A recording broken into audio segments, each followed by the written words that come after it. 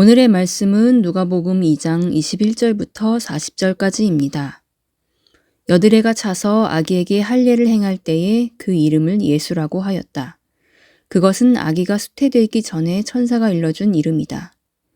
모세의 법대로 그들이 정결하게 되는 날이 차서 그들은 아기를 주님께 드리려고 예루살렘으로 데리고 올라갔다. 그것은 주님의 율법에 기록된 바 어머니의 태를 처음 여는 사내 아이마다 주님의 거룩한 사람으로 불릴 것이다 한 대로 한 것이요. 또 주님의 율법에 이르신 바 산비둘기 한 쌍이나 어린 집비둘기 2마리를 드려야 한다 한 대로 희생제물을 드리기 위한 것이었다. 그런데 마침 예루살렘에 시므온이라는 사람이 있었는데 그 사람은 의롭고 경건한 사람이므로 이스라엘이 받을 위로를 기다리고 있었고 또 성령이 그에게 임하여 계셨다. 그는 주님께서 세우신 그리스도를 보기 전에는 죽지 아니할 것이라는 성령의 지시를 받은 사람이었다. 그가 성령의 인도로 성전에 들어갔을 때에 마침 아기의 부모가 율법이 정한 대로 행하고자 하여 아기 예수를 데리고 들어왔다. 시므온이 아기를 자기 팔로 받아서 안고 하나님을 찬양하여 말하였다. 주님, 이제 주님께서는 주님의 말씀을 따라 이 종을 세상에서 평안히 떠나가게 해주십니다. 내 눈이 주님의 구원을 보았습니다. 주님께서 이것을 모든 백성 앞에 마련하셨으니 이는 이방 사람들에게는 계시하시는 빛이요 주님의 백성 이스라엘에게는 영광입니다. 아기의 아버지와 어머니는 시므온이 아기에 대하여 하는 이 말을 듣고서 이상하게 여겼다. 시므온이 그들을 축복한 뒤에 아기의 어머니 마리아에게 말하였다. 보십시오. 이 아기는 이스라엘 가운데 많은 사람을 넘어지게도 하고 일어서게도 하려고 세우심을 받았으며 비방받는 표징이 되게 하려고 세우심을 받았습니다. 그리고 칼이 당신의 마음을 찌를 것입니다. 그리하여 많은 사람의 마음속 생각들이 드러나게 될 것입니다. 아셀 지파에 속하는 바누엘의 딸로 안나라는 여 예언자가 있었는데 나이가 많았다. 그는 처녀 시절을 끝내고 7해를 남편과 함께 살고 과부가 되어서 84살이 되도록 성전을 떠나지 않고 밤낮으로 금식과 기도로 하나님을 섬겨왔다. 바로 이때에 그가 다가서서 하나님께 감사를 드리고 예루살렘의 구원을 기다리는 모든 사람에게 이 아기에 대하여 말하였다. 아기의 부모는 주님의 율법에 규정된 모든 일을 마친 뒤에 갈릴리의 자기네 고향 동네 나사렛에 돌아왔다. 아기는 자라나면서 튼튼해지고 지혜로 가득 차게 되었고 또 하나님의 은혜가 그와 함께 하였다. 아멘. 네, 안녕하세요 여러분. 2월 12일 말씀 묵상 시간입니다. 오늘 우리가 읽을 말씀은 누가복음 2장 21절부터 40절까지의 말씀이죠. 오늘 말씀은 대략적으로 어떤 내용이냐면 예수님의 탄생 소식을 기다려왔던 사람들에 대한 이야기입니다.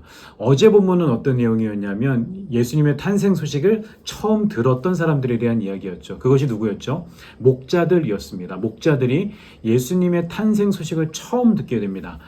그렇다면 오늘 말씀은 어떤 말씀이냐면 이스라엘 백성들 가운데 메시아의 탄생 소식을 기다렸던 사람들이 있었어요. 그 중에서도 오늘 말씀에 등장하는 시므온과 안나라고 하는 두 노인이 등장하게 됩니다. 오늘 이 말씀을 우리가 찬찬히 묵상해 보면서 오늘 우리에게 주시는 메시지가 어떤 것이 있을까 같이 한번 묵상해 보면 좋을 것 같습니다. 말씀 보시면 22절 모세의 법대로 그들이 정결하게 되는 날이 차서 그들은 아기를 주님께 드리려고 예루살렘으로 데리고 올라갔다. 말씀해 보니까 모세의 율법에는 정결하게 되는 날이라고 하는 게 있었어요.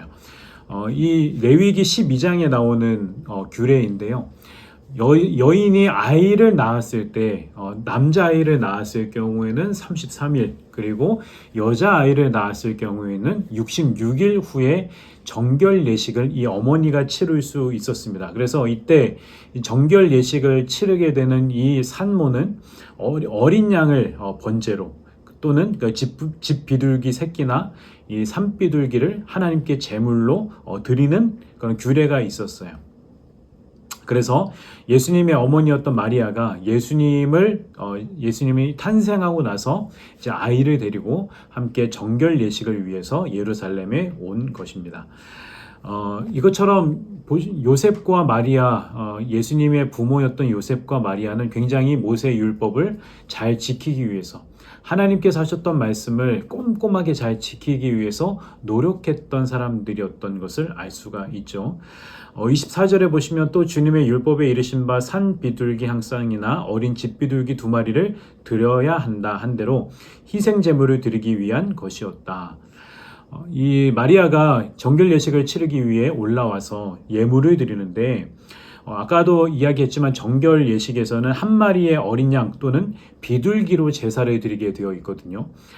그런데 이 산비둘기나 또는 집비둘기로 제물을 드려도 되었어요. 그런 경우는 어떤 경우였냐면 하나님께서 배려를 해주신 거죠. 집에 형편이 어려운 가정 같은 경우에는 그런 비둘기로 제물을 드려도 된다. 양이 아니라 비둘기로 제물을 드려도 괜찮다라고 하나님께서 배려해 주셨습니다. 이것을 통해서 알 수 있는 것은 무엇일까요? 아무래도 요셉과 마리아 가정이 경제적으로 형편이 그렇게 넉넉하지는 못했던 어려운 가정이었던 것 같아요. 예수님은 이 땅에 태어나실 때 그런 가정에서 태어나셨다는 거죠. 그런데 이 정결 예식을 치르기 위해 올라왔던 예루살렘에서 누구를 만나냐 하면 25절에 보시면 그런데 마침 예루살렘에 시므온이라는 사람이 있었는데 그 사람은 의롭고 경건한 사람이므로 이스라엘이 받을 위로를 기다리고 있었고 또 성령이 그에게 임하여 계셨다. 시몬이라고 하는 한 노인을 만나게 됩니다. 이 시몬이라는 사람은 어떤 사람인가? 그는 의롭고 경건한 사람이었다. 이 의롭다는 수식어, 이 경건하다라고 하는 수식어는 곧 하나님의 말씀, 그 율법을 잘 지키는 데 기준이 있는 단어들이었어요. 이 시므온은 하나님의 말씀대로 살아내기 위해 몸부림쳤던 의롭고 경건한 사람이었는데 특별히 그는 어떤 마음이 있었냐면 이스라엘이 받을 위로를 기다리고 있었다. 이 위로는 어떤 말이냐면 헬라어로 파라클레시스라고 하는 단어인데요. 이 말은 이스라엘이 받을 위로, 이스라엘이 받게 될 궁극적인 회복을 의미합니다. 지금 이스라엘은 로마의 압제 가운데 있습니다. 지금 정치적으로 자유롭지 못한 상황이에요. 괴롭힘을 받고 있는 상황입니다. 이 이스라엘 백성들이 고대하고 소망하는 것은 무엇이냐면 그들 가운데 메시아가 와서 그들에게 진정한 회복과 진정한 구원, 진정한 위로를 가져다 줄 그 사람을 원했던 거죠. 그래서 이 시므온 또한 그런 이스라엘의 위로를 기다리던 사람이었어요. 그래서 그 시므온이 이제 성령님의 인도하심을 따라 이제 하나님을 찬송하기도 하고요. 이제 29절에 보니까 이제 주님께서는 주님의 말씀을 따라 이 종을 세상에서 평안히 떠나가게 해주십니다. 이제 마음이 너무 편안한 거예요. 시므온은 이제 마음이 너무 편안한 겁니다. 이제 정말로 자기가 고대하던 그 메시아, 정말로 기다리고 있었던 그 메시아를 자기 두 눈으로 똑똑히 보았으니 이제는 자기가 죽어도 여한이 없는 너무나도 마음이 평안한 상태에 놓여져 있는 겁니다. 이 시므온이 이제 노래를 하는데요. 너무나도 중요한 노래예요. 32절에 특별히 보시면 이는 이방 사람들에게는 계시하시는 빛이요 주님의 백성 이스라엘에게는 영광입니다. 라고 노래하고 있습니다. 이방을 비추는 빛이다. 장차 오게 될 메시아, 지금 이 눈앞에 있는 메시아는 이방을 비추는 하나님의 빛이다라고 그렇게 예언하고 있죠. 이방을 비추는 빛이라고 하는 것은 무엇을 의미하는 것이겠어요? 하나님의 구원 영역은 이스라엘에만 국한된 것이 아니라 하나님의 구원은 모든 이방인들, 저와 여러분들을 포함한 우리 모든 이방인들을 포함한다는 것을 의미하는 것입니다. 그래서 주님의 백성 이스라엘의 영광이다라고 그렇게 노래하고 있죠. 자, 그래서 마지막에 보시면 34절과 35절 시므온이 그들을 축복한 뒤에 아기의 어머니 마리아에게 말하였다. 보십시오. 이 아기는 이스라엘 가운데 많은 사람을 넘어지게도 하고 일어서게도 하려고 세우심을 받았으며 비방받는 표징이 되게 하려고 세우심을 받았습니다. 이 아기가 태어난 이유가 무엇인가에 대해서 이제 이야기를 하고 있는데 이 아기는 이스라엘 가운데 많은 사람을 넘어지게도 하고 일어서게도 한다.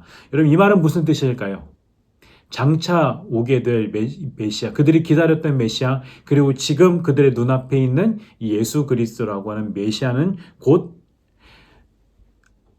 이스라엘을 심판하실 분이시다. 누군가는 넘어지기도 하고 누군가는 일으키기도 하는 그분은 심판의 주님이시다라고 하는 것을 이야기하고 있는 것이고요. 비방을 받는 표적이 되기 위하여 세움을 받았다는 것은 무슨 뜻이겠어요?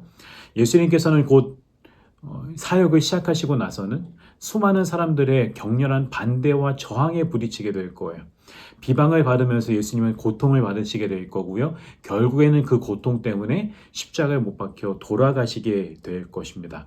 그렇게 됨으로써 이스라엘은 무엇이 드러나는 것이냐?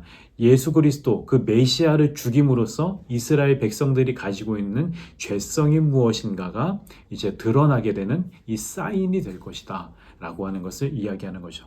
35절. 그리고 칼이 당신의 마음을 찌를 것입니다. 그리하여 많은 사람의 마음속 생각들이 드러나게 될 것입니다. 지금 이 말을 누가 듣고 있어요? 시므온이 하는 말을 마리아가 듣고 있는 겁니다. 칼이 당신의 마음을 찌르게 될 것입니다. 마리아는 예수님의 죽음을 목도하게 되죠. 자기 아들의 죽음을 자기 눈으로 직접 목도하게 됩니다. 칼이 자기의 마음을 찌르듯 엄청난 고통을 당하게 될 것임을 예언하고 있는 겁니다. 그리하여 많은 사람의 마음속 생각들이 드러나게 될 것입니다. 이로써 그 메시아를 사람들이 자기의 손으로 죽임으로써 많은 사람들의 잘못된 생각들, 부정적이고 잘못된 죄악들이 속속들이 드러나게 될 것입니다. 라고 그렇게 예언하고 있는 것입니다. 여기까지가 시므온과의 만남이었고요. 이제 또 한 명의 사람을 만나게 되는데 그 사람이 누구냐면 안나라고 하는 여자 선지자였습니다. 아세 지파에 속하는 바누엘의 딸로 안나라는 여예언자가 있었는데 나이가 많았다. 그는 처녀 시절을 끝내고 7해를 남편과 함께 살고 과부가 되어서 84살이 되도록 성전을 떠나지 않고 밤낮으로 금식과 기도로 하나님을 섬겨왔다. 이 안나라고 하는 이 여인은 84세일 수도 있고요. 이 남편을 여의고 과부가 된 지 84년이 된 사람일 수도 있습니다. 그렇다면 굉장히 나이가 많은 노인이시겠죠. 이 사람은 어떤 분이신가? 여선지자이시고요. 무엇보다 주야로 금식하며 기도함으로 섬겼던 너무나도 신실한 여성이셨어요. 38절 바로 이때에 그가 다가서서 하나님께 감사를 드리고 예루살렘의 구원을 기다리는 모든 사람에게 이 아기에 대하여 말하였다. 이 기도했던 이 여인은 이 아기 예수를 보고 이 아기가 어떤 사람인지를 똑똑하게 영적으로 파악하게 되었습니다. 그래서 하나님께 감사를 드리면서 예루살렘의 구원을 기다리는 사람, 지금 예루살렘에 있는 사람들, 지금 이스라엘 백성들은 하나님의 구원을 고대하고 있어요. 메시아를 통해서 이루어질 하나님의 구원을 고대하는 사람들에게 바로 이 아기가 태어난 이유, 바로 이 아기가 메시아이며 이 아기가 태어난 이유에 대해서 그 사람들에게 이야기하고 있는 거죠. 그래서 이 아기가 시므온과 안나라고 하는 이 사람과 만났던 이야기가 그렇게 마무리되고 있습니다. 이 말씀을 묵상하면서 우리가 어떤 묵상을 해볼 수가 있을까요? 오늘 이 말씀을 가만히 읽어보면 성경에 나오는 메시아, 성경에서 의미하는 예수 그리스도에 대한 스케치가 이제 대충 그려지고 있습니다. 이 시므온과 안나, 이 노년의 두 남녀의 예언은 예수님의 존재의 의미가 무엇인가를 요약해주고 있거든요. 그분은 이스라엘 백성들이 그토록 기다리던 위로자다. 주님은 이 땅을 회복시키시고 이 백성들을 위로하시기 위해 오신 위로자다라고 예언하고 있는 한편 이 예수 그리스도 메시아를 통해서 이 땅이 속량받게 될 것이고 이스라엘이 구원받게 될 것이다 라고 하는 것을 그렇게 예언하고 있는 것입니다. 우리가 이 일이 이루어졌던 그 현장을 한번 상상해 보면 좋을 것 같아요. 당시는 굉장히 암흑기였거든요.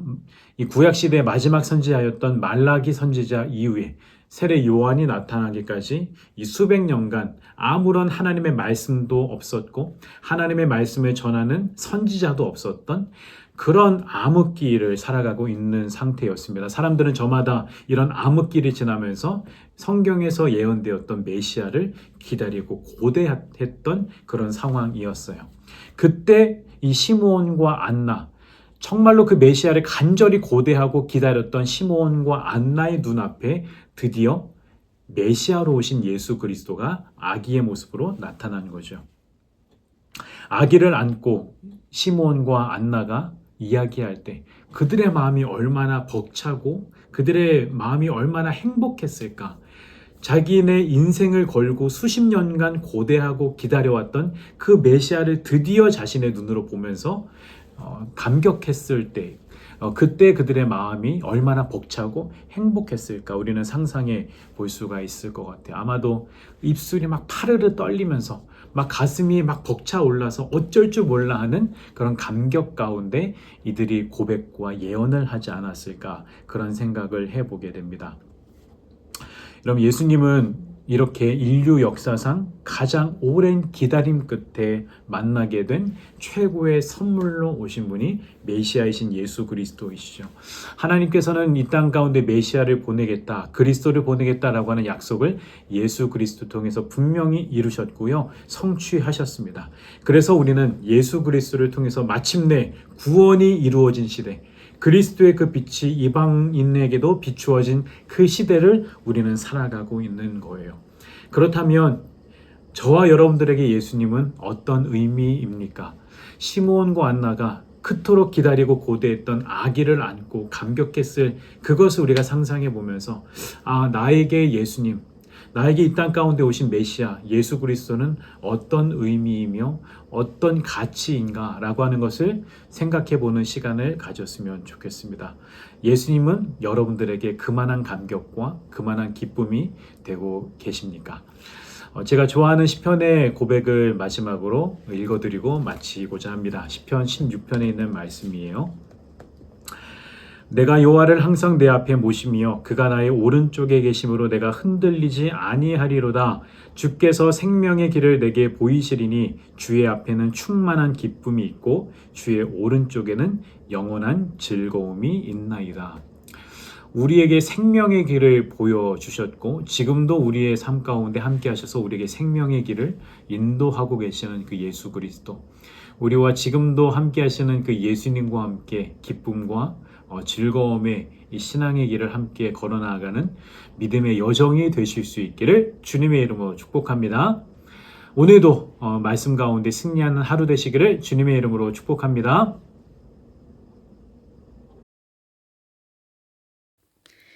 세상 모든 사람을 위하여 구원의 빛으로 이 땅에 오신 예수님, 주님의 사랑과 은혜에 감사합니다.